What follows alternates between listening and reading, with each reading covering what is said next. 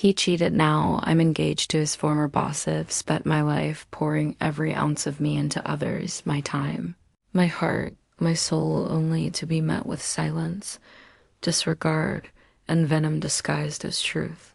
Every sacrifice, every quiet tear, dismissed like I was nothing more than a convenience. He didn't just take me for granted.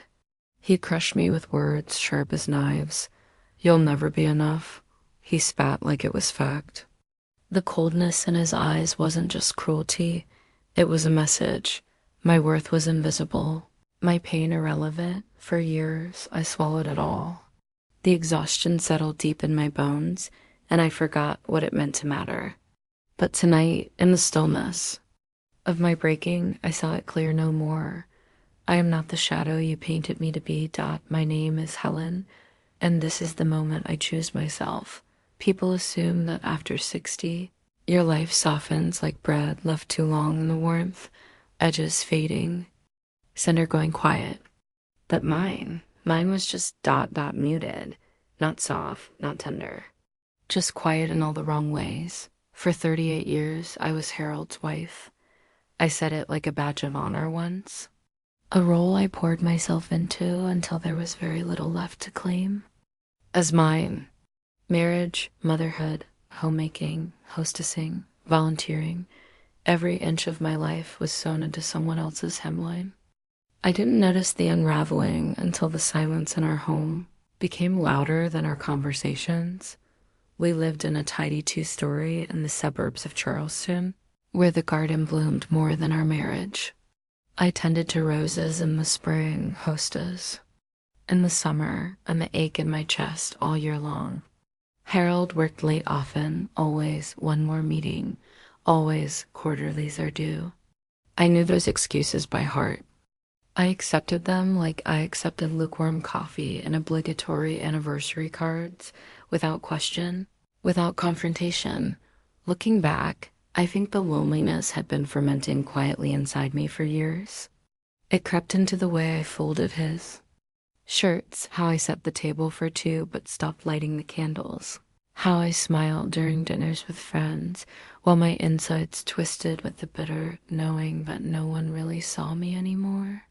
Least of all him. My daughter, Grace, is grown with 2 children of her own. She calls every Sunday like clockwork. "Hi, Mom," she chirps, breathless with distraction. "Just wanted to check in." It's sweet but shallow.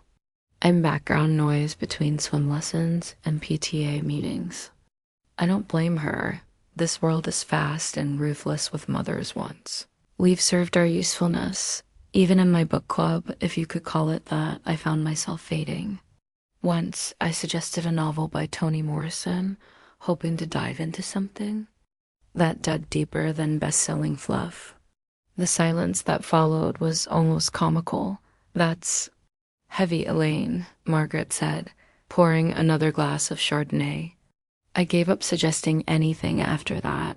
I wasn't unhappy, exactly, but I wasn't whole. That was the hardest part to admit. I had built my life around supporting everyone else, Harold's career, Grace's childhood, even my friends' whims. Somewhere in all that scaffolding, I disappeared. There was one place. I still felt like my walks along the marsh trail behind our neighborhood. Early mornings, before the sun turned cruel, I would walk with the wind brushing my face, the salt air sharp and honest. I liked the sting. It reminded me I was still alive. Some days I passed Peter Harold's former boss. He retired last spring, bought the old Kennedy house up the street. We'd exchange pleasantries, nods, the occasional chuckle about the weather or bird song. He had a quiet kindness, a sort of grounded stillness that didn't demand anything. From me, it was nice, that simplicity. A man who didn't make me feel invisible. I didn't dwell on the emptiness, not then. I distracted myself with tasks. Laundry, calls to Grace, rearranging the living room furniture only to put it back. I convinced myself it was enough, that love changes, that after decades together, quiet is normal. That tired smiles and a peck on the cheek were the marks of mature companionship. But sometimes at night, when Harold was snoring beside me and the moonlight hit the edge of my wedding photo on the dresser, I felt like a ghost in my own life. I'd lie there, staring at that image me in lace, Harold in his navy suit, both of us grinning at a future we couldn't possibly understand, and wonder how we had become strangers under the same roof. I wasn't looking for change, not really. But in my bones, I knew something was coming. Something that would rip the veil off the life I had stitched together with obedience and good intentions. I just didn't expect it to come so violently. It was a Tuesday. The kind of day that begins with a grocery list and ends with your entire world cracking open. I had gone into Harold's office to find a receipt. Something about a disputed charge from the gardener. I wasn't even thinking about him, just the damn numbers. The drawers were always cluttered, files stacked like monuments to procrastination. I remember muttering under my breath something about finally organizing this mess. That's when I saw it. His laptop was open, glowing faintly. I shouldn't have looked. I hear that in my mother's voice, even now. If you go looking for trouble, you'll find it. But trouble wasn't hiding. It was sitting right there in an email that popped up like a gunshot. Last night was everything. I can still smell you on me. It didn't register at first. I stared at it, blinking. I thought it was spam or a joke. My stomach dropped. Slowly at first, like ice sliding down a hill. Then the name, her name, appeared beneath it. Kelsey. His assistant. His much younger, perfectly groomed assistant with the giggle that grated on me at last year's holiday party. I didn't open the thread. I didn't need to. My hands were shaking too badly to click anything. My chest burned. Not like fire, but like acid, slow and cruel. I stood there, staring at the screen, waiting for it to disappear, for reality to tilt back into its rightful place. But it didn't. It stayed. Every word lodged in my chest like glass. I sank onto the edge of the leather chair. It let out a sigh beneath me, mocking, tired like I was. I don't know how long I sat there, but when the front door opened, I heard his voice like it was coming through water. Elaine? You home? I couldn't move, couldn't even answer. He came into the room, jacket slung over his shoulder, smiling like a man with no secrets, and then he saw the laptop and me, and his face fell. Just like that, it was no longer a mystery. His expression said everything, no excuses. No plausible deniability. Just guilt, raw and immediate. You weren't supposed to see that, he said, and the stupidity of it hit me like a slap. That's your first response? I asked.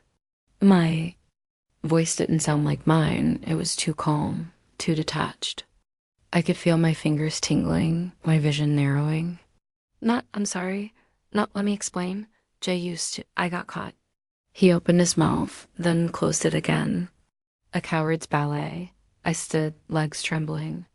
My knees felt like they might give out at any second. How long? I asked, though I already knew the answer didn't matter. Elaine, how long?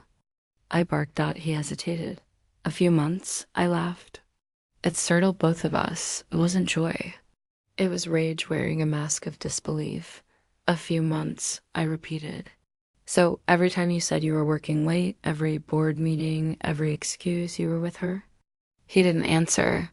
He didn't need to. I stared at this man I had built my life around.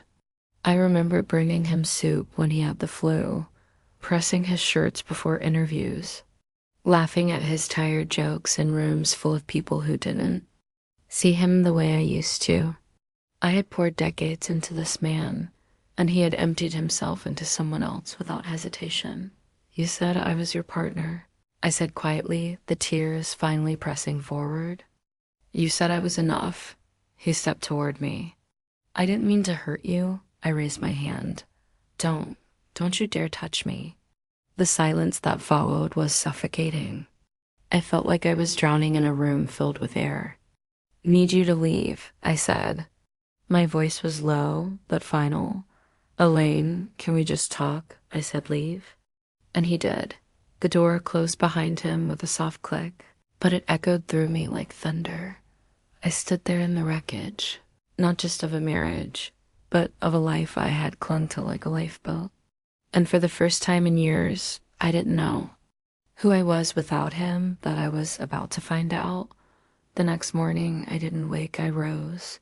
There's a difference. Waking is gentle, unassuming. Rising is what you do when you have no choice but to stand, no matter how broken you are. I sat at the edge of the bed in a robe I didn't remember putting on, listening to the muffled sounds of birdsong outside the window. The world, so utterly indifferent to my collapse. I didn't cry. Not then. The tears had dried up overnight, leaving behind something heavier, not grief. Not yet. Furied up by noon, I had packed his things. I didn't even fold them. Just scooped shirts and ties and socks into garbage bags. It was almost surgical, like I was removing rot from a wound. I didn't call him. I didn't warn him. I needed him to see the damage with his own eyes. He came around 4. I was standing in the living room, arms crossed, heart hammering against my ribs like it wanted out. He walked in sheepish, keys dangling from his hand like a schoolboy caught. Cheating on a test. You said we could talk, he began, glancing at the black bags lined up by the front door. Talk, I repeated. You want to talk now? He had the audacity to look wounded. Elaine, please. I made a mistake. No, I said. You made a choice. He flinched. I gave you my life, Harold. Decades. I supported your career. I raised our daughter. I stood by you through every failed investment, every back surgery, every miserable holiday party. And somewhere along the way, I stopped existing to you. I became furniture, useful, silent. That's not fair, he said. Fair? I laughed, bitter and hard. Fair is giving someone the truth before you sleep with a woman young enough to be your daughter. He paused, looked away. It didn't mean anything. I was lonely. That did it. I stepped forward, toe to toe. You were lonely, you? While I was here, building our life from the inside out. You think I wasn't lonely too? Harold, you think I didn't notice the way you stopped seeing me? The way you stopped touching me, stopped asking about my day, my mind, my dreams? He looked down. That's right, I said, my voice sharper now. You stopped being my partner long before you touched her. But I stayed. I stayed because that's what I believe love was: loyalty, sacrifice, endurance. God, I was such a fool. I didn't mean to hurt you, he whispered. Of course you didn't. People like you never mean to hurt anyone. You just think the rules don't apply when you're the one who's empty. He tried to reach for me then. A stupid, desperate move. I stepped back. Don't try to patch this up like it's a flat tire. You broke something you can't fix. And I won't let you gaslight me into thinking this is just a rough patch. This is betrayal. You betrayed me. I still love you. I stared at him. For a moment, I saw the man he used to be, the one who brought me wildflowers from the gas station when we couldn't afford anything more, the one who held me after my father died, who cried with me when Grace left for college, but that man was gone. Or maybe he had only ever existed in my eyes. I don't believe you, I said, because love doesn't do this. Love doesn't sneak around and lie and break someone's trust for months and then come home to sleep beside them like nothing happened. His jaw tightened. So that's it? You're just throwing everything away. No, Harold. You threw it away? I'm just cleaning up the mess. He stood there, stiff, ashamed, angry, but impotent in all of it. There was nothing he could say that would mend what he'd ripped apart. Take your things, I said. Don't come back here unless it's about the house or the divorce papers. We have nothing else to discuss. You really won't even try? I spent my whole life trying. Now I'm finally stopping. He didn't argue. He took the bags, one by one, and left. The door closed again behind him. This time I didn't flinch. The house was so quiet after he left that it roared. It's strange, the way silence can be louder than screams. Every room held an echo his laugh from a week ago in the kitchen, the click of his shoes on the hallway floor, the rustle of his newspaper that I always hated but never had the nerve to say so. It all lingered like smoke after a fire, the walls. Hadn't changed, but I had. And I didn't know who I was now, sitting alone in this carefully curated life I had built to include him in everything. I made tea. Not because I wanted any, but because the ritual gave my hands something to do. The kettle whistled too soon, startling me. I nearly dropped the mug. When I finally sat down at the table, the tea went untouched. It steamed beside me, ignored and cooling, just like I'd felt the past 5 years. It was a long time before. I realized I was crying, not the sobbing kind, a silent kind. The kind where your throat stays tight and tears simply escape because your body needs to shed the weight somehow. I thought of the first time we met. I was 23 in my second year teaching, and he was magnetic.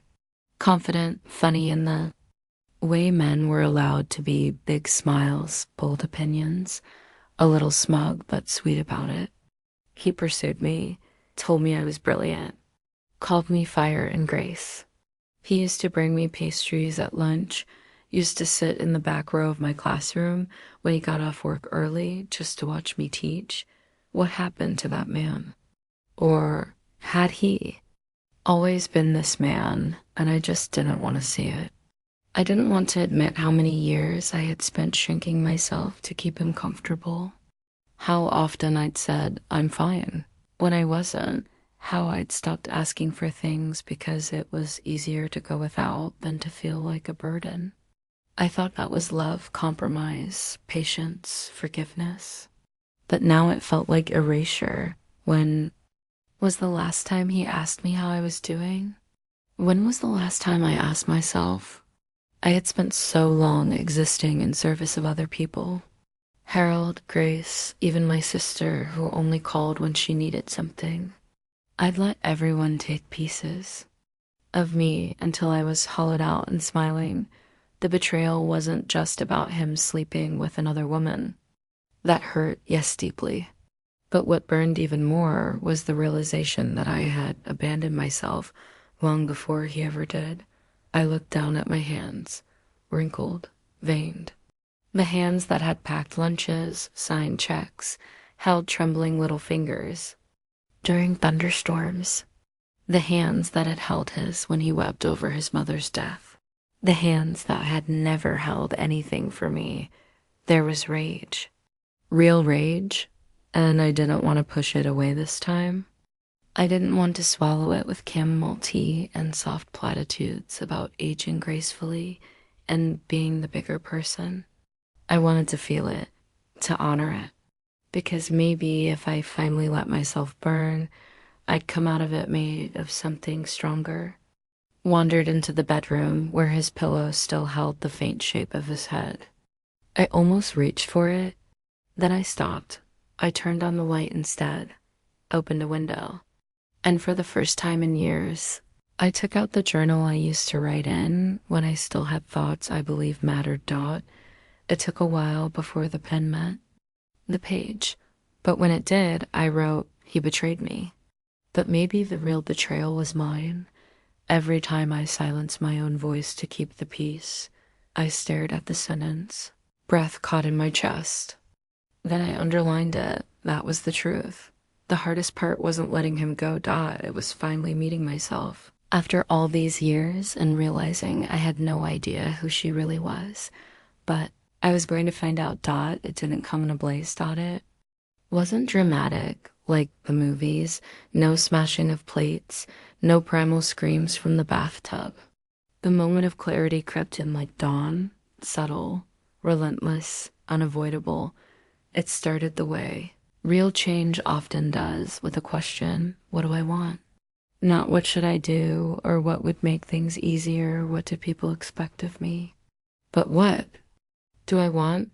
I asked it out loud one morning, standing in the doorway of my own kitchen like a stranger. I hadn't spoken much in days, and the sound of my voice startled me. Raspy, raw, like it hadn't been used honestly in a long time. I waited for an answer to rise up from somewhere, but it didn't. Not right away. Instead, I felt the quiet, not the heavy, mourning silence of before, but a space opening up. Like a room you never knew existed in your own house. I wandered into the guest bedroom, the one Harold always said we didn't need to decorate because no one ever comes to stay. The room I always wanted to turn into a studio or reading nook, but never did because we had other priorities. I stood in the center of that room, stared at the bare walls, and for the first time in a long time, I didn't think about what anyone else wanted. I thought about color, texture, light. I imagined a bookshelf in the corner, a worn armchair, plants dotted. Wasn't just about the room, Dot. It was about me, Dot. I wanted to feel real again. To build something not for him, not for Grace, not to impress anyone or fulfill some polite role, but for myself. Later that afternoon, I pulled every photo of Harold and me out of the hallway frames. Not in anger, not as an act of revenge. It felt more like permission to start curating a life that wasn't defined by what we had been. I kept the ones of Grace, the ones of me holding her as a baby, smiling despite the exhaustion I remember swallowing back that entire first year. Those photos reminded me that I have always been strong, even when no one noticed. Especially then, that night, I made dinner for one.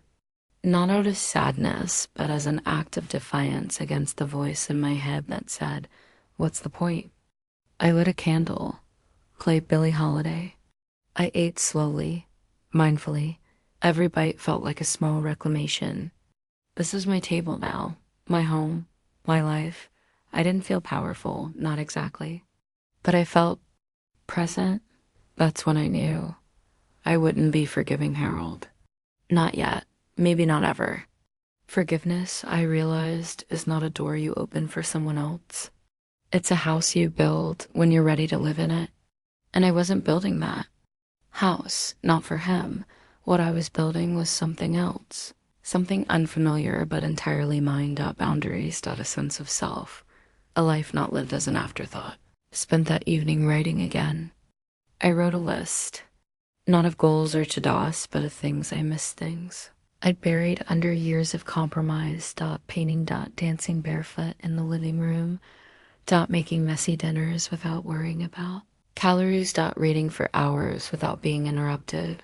Wearing perfume just because.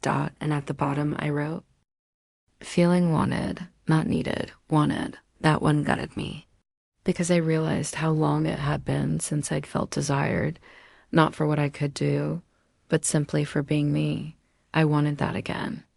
Even if it came from myself first. As I folded the list and tucked it into the journal, I felt something lift. I didn't have it all figured out. I didn't know what came next. But I knew I wasn't waiting anymore. Not for his apology. Not for permission. Not for the pain to pass before I started living again. This was the moment. It wasn't loud, but it was everything. It started with a knock on the door. Too soft for a man so bold in his betrayal. I didn't open it right away. I let him stand there for a moment, holding his guilt like it was flowers he could offer in exchange for my pain. When I did open the door, I made no effort to smile. I didn't invite him in. He looked older than I remembered. Or maybe I just saw him clearly now without the filter of affection softening the lines. There was something sagging in him, a defeated slump to his shoulders, as if he'd expected this visit to go differently. As if I'd greet him with a long sigh and a weary, "Let's talk." Can I come in? He asked. No. A flicker of confusion crossed his face, like I'd missed my cue in the drama he was trying to stage. Then came the rehearsed line, said with trembling earnestness. I made a mistake. I nodded once. Yes, you did. I never meant to hurt you, Helen. That was the line that cracked something in me, not because it softened me, but because of how insulting it was in its cowardice. Of course you did, I said. You just didn't expect to get caught. He looked down at his shoes, as if they might deliver him from discomfort. It wasn't planned, it just happened. Is that what she told you to say? I asked, leaning against the doorframe. Because, Harold, nothing just happens. You undressed. You lied, repeatedly. You looked me in the eye while sharing a bed with someone else. That takes planning. That takes choice. His shoulders stiffened. I didn't come here for a fight. I almost laughed. No, you came here hoping I'd make you feel better. That hit him. He flinched like I'd slapped him. Good dot, he shuffled his weight. You're not even going to try to understand? After everything we've been through? My voice was steady. I understand more than you think. I understand how easy it was for you to use me as your backdrop. How little I must have meant if you could throw it all away for someone else's flattery. What I don't understand is how I let it happen. This long without realizing how empty you made me feel. He looked genuinely wounded. That's not fair. Oh, but cheating is? We stood in silence, the air thick with the weight of what neither of us wanted to say, that this wasn't about love anymore. It hadn't been, not for years. It was about control. It was about comfort. And now that I disrupted his story, refused. To play the part of the scorned but forgiving woman, he didn't know what to do with me. I miss you, he said finally, voice low. I don't miss this, I replied, gesturing between us. I don't miss the silence, the half-truths, the emotional crumbs I convinced myself were enough. His eyes filled, but I felt nothing. No pity, no longing. Just a hollow space where once I would have rushed to comfort him. That space was mine now. I don't know who I am without you, he whispered, and there it was. The truth, not about me. About him, Dot, he needed me broken. Needed me tethered to his guilt so he wouldn't have to face his own. That's not my problem anymore. I said, you broke something, Harold? Not just trust, but the illusion I'd built around you. I'm not patching it back together for your sake. He stepped back. I think he expected the door to slam. Instead, I gently closed it. I didn't lock it to be dramatic. I locked it because I needed the sound, the confirmation, the finality dot inside. I leaned against the door and let the silence hold me. But this time, it didn't roar. It hummed, quiet, peaceful. He had come to reclaim what he'd lost, but I had already found something far more. Precious dot myself dot the day after I closed the door. On Harold for good, I woke up before the sun, not out of dread, not because of anxiety, just awake, clear. I wrapped myself in my old wool cardigan and sat on the porch with a cup of tea, watching the first light slice through the sky. There was a stillness to it, not just in the world, but in me, a sense that I'd stepped out of the storm. I wasn't healed, but I was no longer flailing. My feet were back on the ground, and I was ready to move. The first thing I did was donate his things, all of them. The shirts that still smelled faintly of cedar and deceit. The cufflinks I'd given him for his birthday 3 years ago, the ones he never thanked me properly for. Even his old vinyl records, which I realized I never liked much to begin with, I just pretended to because it made him smile. Packed each box like a ceremony, a severing. And when the last one was gone, I cleaned the space like it mattered. Like I mattered, dot, then I turned my attention to something more difficult myself. For years, I'd lived on autopilot. Wake up, make coffee, check on Harold's appointments, worry about Grace's latest meltdown, cook dinner, fold laundry, go to sleep feeling hollow. That routine was over. Now I made a new list, not a to-do list, but a to-be list. Be curious, be indulgent with joy, be unapologetically selfish when needed. I started small. Drove to the farmer's market alone. No one rushing me, no sighs when I stopped to smell every bunch of lilacs or chatted with a woman selling handmade soap. I bought a loaf of fresh bread, a tiny honey jar, and a ceramic mug from a vendor with kind eyes. I wasn't just shopping. I was reintroducing myself to the world. One gentle act at a time. I took a painting class the next weekend, held in a local studio by a woman named Tessa, who wore too many scarves and laughed like thunder. I hadn't touched a brush in 30 years, not since college, but my hands remembered. My heart remembered. It didn't matter that the first piece I made was awful. What mattered was how I felt while I was doing it. Free, focused, completely myself. I started dancing again. No lessons, just in the kitchen after dinner. Barefoot, with Aretha or Nina or Stevie pouring from the speakers. I'd sway while washing the dishes, twirl while drying my hands, let the music flood the lonely parts of me and scrub them clean. I wrote in my journal every night. Not always about Harold, though he lingered in the pages at first, but more about what I was noticing. How spring smelled sharper this year. How my body didn't feel as old when I actually listened to it. How long it had been since I liked the woman in the mirror.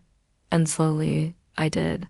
Not in a grand epiphany, but in moments like the first time I laughed and didn't feel guilty for it, or when I looked at my reflection and didn't immediately flinch or frown, or the evening I made dinner for myself and lit a candle, not because someone was coming over, but because I was worth the effort. I wasn't trying to reclaim the life I had. I was building a new one, rooted in authenticity, not obligation, in desire, not duty, and I found joy real. Get deep joy in the strangest places. The neighbor's dog who greeted me every morning on my walk. The stranger who complimented my earrings at the coffee shop. The feeling of sun on my face as I sat in the garden with no phone, no conversation, just silence and soil. I had spent so many years dimming my light to keep others comfortable. Now, I was letting it burn, not out of vengeance, not out of desperation, but because I could. Because I deserved to. It happened on a Tuesday mundane and cloudless, the kind of day betrayal rarely announces itself. But this wasn't about discovering a lie. This was about closing a door, one I hadn't realized still stood slightly ajar. I saw him at the grocery store, a chance encounter. I had gone in for lemons and coffee. I was wearing a scarf I'd bought on a whim, something vibrant and red. I felt good. Then there he was, Harold by the frozen peas, looking just as unsure of himself as he had that day at my door. Maybe worse. He spotted me and froze. There was just a second, where I thought he'd pretend not to notice, but he didn't. He approached. "Hi," he said. I nodded. "Hello." There was an awkward pause. The weight of all the things unsaid pressed between us like a wall. I could see he wanted something: clarity, closure, maybe absolution. But I wasn't interested in offering anything I didn't have to give. "I heard you've been taking painting classes," he said, as if that were neutral ground. "I have." "I'm not good," I replied, "but it's not about that." He smiled faintly. "I remember when you used to sketch at the kitchen table, back when Grace was little." "I stopped because there wasn't time," I said. "Because I kept making sure everyone else had what they needed first." His face fell a little. I was part of that, wasn't I? I didn't rush to answer. I looked at him, really looked at him, at the softening lines. The man who once made me laugh, the man who eventually made me disappear inside my own life. And I realized something. I wasn't angry anymore. I was done. "Yes," I said simply. Never meant to take you for granted. You didn't mean to, but you did, I replied. Intent doesn't erase impact. And apologies don't undo consequences. He took a deep breath. I've missed you. That old ache stirred, but only faintly. Like a memory with the volume turned low. I don't miss the version of myself I had to be to stay with you, I said.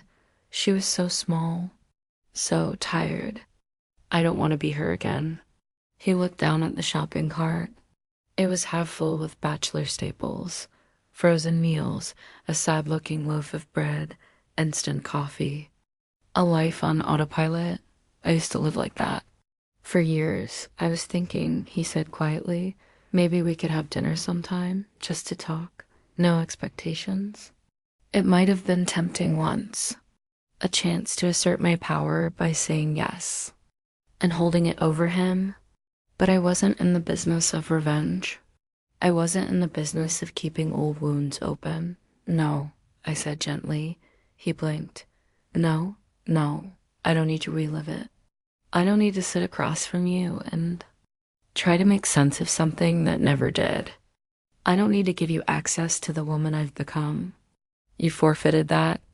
A flicker of resistance sparked in his eyes, but it faded. He nodded slowly. I understand. I hope you do, I said. Because this isn't bitterness. It's peace. I'm not angry. I'm just done. He didn't argue. He didn't try to hug me or ask for one last anything. He just looked at me, eyes tired and a little sad, and said, You seem lighter. I am. I turned and walked away. As I reached the checkout line, I caught my reflection in the glass refrigerator door. For the first time in years, I didn't look like someone waiting for someone else's permission to be happy. I looked whole, not healed in every way, not free of grief, but certain. That was the last time I saw him. I didn't leave the store shaken or unsure. I walked out into the sunlight holding my lemons and coffee, heart steady, chest full. The confrontation I thought I needed had already happened. This moment was something else entirely. This was the final decision, and it was mine alone. Just when I thought the worst was behind me, life had a way of reminding me it wasn't done testing me. It was Grace, my daughter, who threw the first stone. I should have seen it coming, the cold distance that grew between us like frost spreading across a window pane. After everything, she had her own wounds, her own disappointments. And somehow my breaking free felt like a threat to her. We met for coffee one chilly afternoon at the cafe down the street, the place where, not long ago, we had shared laughter over burnt scones and half-hearted attempts at dieting.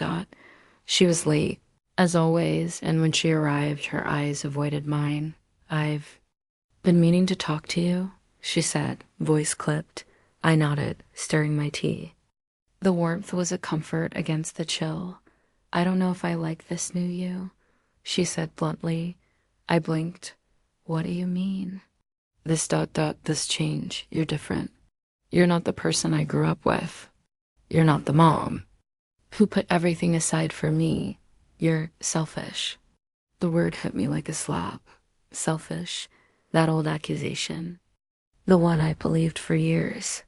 The one I'd carried as my cross. I swallowed hard. Grace, I'm not selfish. I'm taking care of myself because I was lost, because I stopped being me. She shook her head, her eyes glossy. It feels like you don't need me anymore. The silence between us stretched, taut and fragile. Her words echoed the guilt I buried deep. Had I abandoned her in my quest to reclaim myself? No, I said quietly. I need you, but I need you to understand that I can't be everything to everyone anymore. Not at the cost of my own soul. Her lips pressed together. I'm scared, she admitted. Scared you're going to leave me like Dad left you? That admission cracked open the space between us. Fear, hurt, misunderstanding tangled in a messy knot. I reached out and took her hand. I'm not Dad. I'm not perfect, but I'm here. And I'm trying. For me. And for us. She nodded slowly, tears pooling. In her eyes, I want to believe that. That was the moment I realized healing was not linear. It didn't come with a timeline or guarantees. It came with messy conversations, broken trust, and the courage to keep trying. Later that week, another challenge appeared in the form of an unexpected phone call. It was from Margaret, the woman who had once been Harold's boss. The woman I never imagined I'd hear from again. Helen, her voice was calm, measured. I heard about what happened. I'm sorry. I was taken aback. Margaret, poised and distant in every memory I had. Sounded genuine. Thank you, I said cautiously.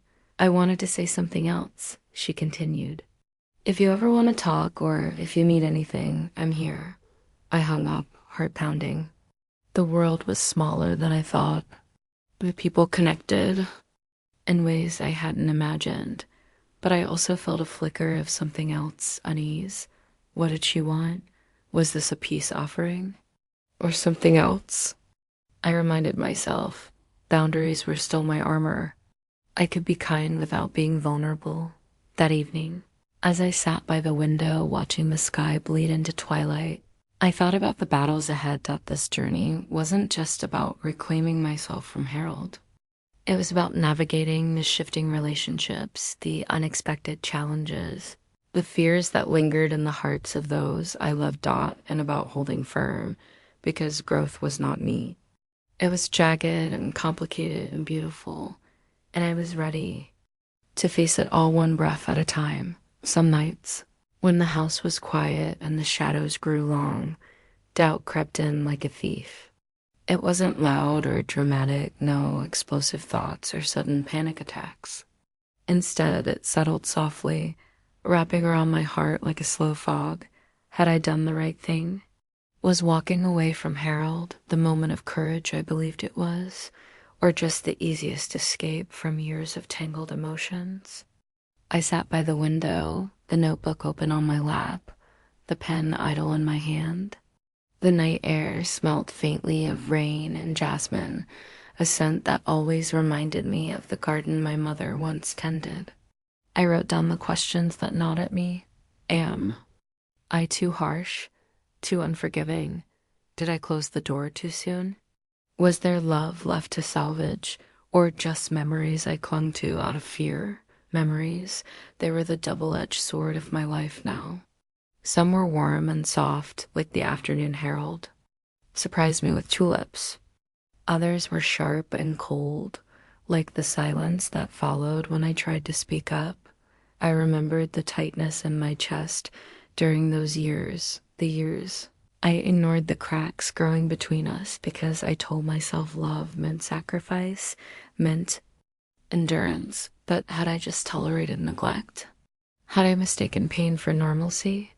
The questions spun around me like leaves caught in a breeze.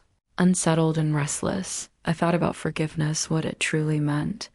I had once imagined forgiveness as a bright, freeing light, something that would wash away the bitterness and pain. But now I saw it differently. Forgiveness wasn't a gift I owed to anyone else. It was a choice I could make for myself, and only when I was ready. I wasn't ready, not yet. And maybe I would never be, because sometimes forgiveness means forgetting the lessons learned. And I wasn't willing to forget. Not this time. As dawn approached, I felt a subtle shift inside me, not the loud roar of certainty, but the quiet hum of self-awareness. I realized that the hardest part of reclaiming control wasn't the act of walking away. It was the ongoing work of standing firm in that decision. The weight of other people's expectations pressed on me, especially from Grace. I understood her fear, her pain, but I also knew I couldn't live my life to soothe everyone else's wounds. I had to be true to myself. I closed the notebook and breathed deeply. Maybe this journey wasn't about having all the answers. Maybe it was about embracing the questions and moving forward anyway, because strength wasn't the absence of doubt. It was the willingness to face it head on, and I was finally ready to do that. The first morning I woke up without him beside me was strange, almost surreal. The quiet in the house was different, deeper, more pronounced. Like the space he left was echoing back at me. I sat up slowly, the sheets cool against my skin, and looked around the room we once shared. The scent of his cologne was gone, replaced by the faint aroma of lavender from the sachets I'd placed in the drawers. Little things, small markers of reclaiming my space. There was a lump in my throat as I thought of the future, this future without Harold in it. It felt like stepping into a vast, unfamiliar landscape, both terrifying and liberating. I dressed quietly and moved to the kitchen, the floorboards creaking beneath my feet. The sun streamed through the windows, painting the room gold. For a moment, I let myself imagine what life could be like. Would I be lonely? Of course. The absence of his presence was like an empty chair at the dinner table. Would I feel whole again? I hope so. The truth was, loss wasn't just about endings. It was about mourning the life I thought I'd have, the shared dreams, the promises. Made and broken, I thought about grace again, about the fragile thread between us. I knew healing wouldn't be instantaneous, but I was committed to building bridges, one careful step at a time. That afternoon, I walked to the park, the world alive with the sounds of children playing and birds calling. I found a bench beneath an old oak tree and sat down, watching the leaves sway in the breeze. The rustling was soothing, like nature's way of saying, keep going. I pulled my shawl tighter around my shoulders, the fabric soft and comforting. For the first time in a long while, I allowed myself to feel the sadness fully, not to resist it or hide from it. Tears came slowly at first, then spilled freely, washing away the remnants of grief I tried to suppress. It wasn't weakness, it was part of the process. A necessary cleansing. I wiped my eyes, feeling lighter somehow, the heaviness lifting. I wasn't just facing a future without him, I was beginning to embrace a future that belonged entirely to me. I realized I had a choice: to carry the pain like a burden, or to let it become a part of my story, shaping but not defining me. The path ahead was uncertain, but for the first time, I felt ready to walk it, and that made all the difference. The first time I walked into the community art center, my hands trembled a little. Not because I was nervous about the class, but because it felt like stepping into a new chapter of my life, one I hadn't dared to imagine until recently. The room was bright and alive with the smell of paint and turpentine, the soft murmur of voices blending with the scratch of brushes on canvas. I found a corner seat by the window where sunlight poured in, warming the table. I'd signed up for a watercolor class, something gentle and unpredictable. Like me. As I lifted the brush to the paper, I felt the tension in my shoulders ease. Each stroke was messy at first, uncertain and shaky, but as I kept going, the colors began to blend and bloom. It was a small act of rebellion against the years of self-sacrifice. A declaration that I mattered. Margaret had called a few times since our brief phone conversation. At first, I hesitated to return her calls, but eventually, I found myself curious, maybe even ready to let someone new into my world. Someone who understood betrayal and survival from a different angle. We met for tea one afternoon in a quiet cafe. She was different than I'd expected, thoughtful, kind, and careful with her words. I don't want to replace anyone, she said softly, but I want to offer friendship, support. Her presence felt like a balm. It wasn't complicated or demanding. It was gentle. I realized that new beginnings didn't have to erase the past. They could grow alongside it. One morning, Grace surprised me with a bouquet of wildflowers, bright, unpretentious, full of life. Mom, she said, her voice soft, I want to be part of your new life too. Her words wrapped around my heart like a warm shawl. New possibilities were no longer just dreams. They were slowly becoming my reality. I wasn't just surviving, I was beginning to thrive. And for the first time in a long time, the future felt open, inviting, and full of hope.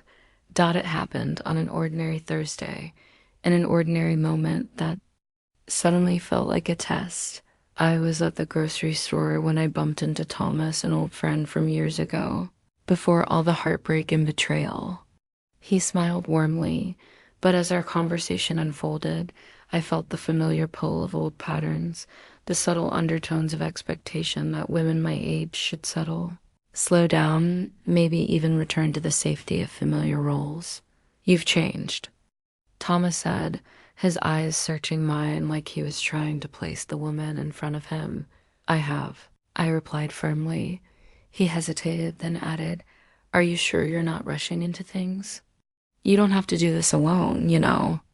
His words echoed the doubts I'd faced, the whispers of guilt that sometimes crept in when I embraced my newfound independence. But this time, I didn't waver. "I'm not rushing," I said, voice steady. "I'm choosing to live on my own terms, and I am very capable of doing that." He nodded, a bit taken aback but respectful. Walking away, I felt a surge of pride. For years, I'd been the quiet supporter, the one who bent to others' needs. But now, I was the architect of my own life. Later that evening, as I settled into my favorite chair with a book, I reflected on how far I'd come. There were still moments of doubt, moments when the old wounds throbbed painfully. But I no longer let those moments define me. I had built walls where I needed protection and opened windows where I craved connection, reaffirming. My independence wasn't about pushing people away. It was about setting boundaries, clear, firm, and necessary. And in that strength, I found peace. I was no longer the woman who sacrificed everything for the sake of others. I was Helen whole, empowered, and fiercely independent. The sun was setting, casting a warm amber glow through the living room window. I sat quietly in my favorite chair, the one with the soft cushions that seemed to cradle me just right. Around me, the familiar sounds of the evening filled the space, the ticking clock, the faint hum of distant traffic, and the comforting rustle of the curtains in the breeze. I felt a calm I hadn't known in years, a peace that came not from forgetting the past, but from embracing it fully and letting it go on my own terms. The chapter with Harold was closing, and with it, a lifetime of silent suffering and quiet endurance.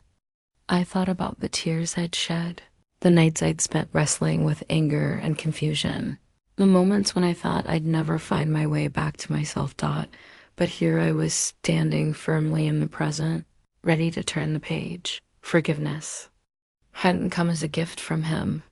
It wasn't something I owed or had to offer. Instead, it came as a gift I gave myself, the freedom to release the heavy chains of resentment and hurt. I smiled softly, feeling the strength that grew from knowing my worth, from claiming my story and my voice. Grace had called earlier. Our relationship was still fragile, but each conversation was a thread woven into a new tapestry of understanding and love. And Margaret? She had become an unexpected ally, someone who reminded me that connection could be gentle and healing. I looked around my home, each object, each corner, a testament to my resilience. The plants I tended with newfound care, the photos of trips taken alone or with friends, the books that filled the shelves like trusted companions. This was my life now, unburdened by the shadows of betrayal, lit by the glow of self-discovery and empowerment. I was ready not just to face the future, but to embrace it with open arms. The past was a chapter that shaped me, but it did not define me. And as the last light faded outside, I whispered to myself, this is just the beginning. I stand at the threshold of something new, something uncharted but full of promise. The journey that began with betrayal has led me here, to a place where pain and strength intertwine, where loss and hope coexist. Sometimes I catch myself smiling at the reflection in the mirror, not because everything is perfect, but because I see a woman who has fought for herself and won. The lines on my face tell stories of sorrow and resilience, of nights spent crying alone and mornings greeted with quiet determination. I have learned that peace is not the absence of struggle, but the courage to keep moving forward despite it. Today, I make a promise to myself to honor my needs and my boundaries, to nurture the parts of me that were once ignored, to celebrate my independence not as a shield, but as a gift. The past no longer holds me captive. Harold's betrayal is a scar, but not a sentence. It reminds me of my strength, not my weakness. I think of Grace now more than ever. Our relationship is evolving, fragile yet hopeful, like a garden in early spring. I want to be the mother she deserves, present, honest, and loving without sacrifice that erases myself. Margaret has become a gentle presence, a friend who doesn't rush or demand, but simply walks beside me. Her kindness reminds me that connection is possible and that I'm deserving of it. As I step outside, the sun warms my face, and the world feels vast and full of possibilities. I am ready to write the next chapter of my life with intention and courage. No longer a woman defined by betrayal, but one reborn through it.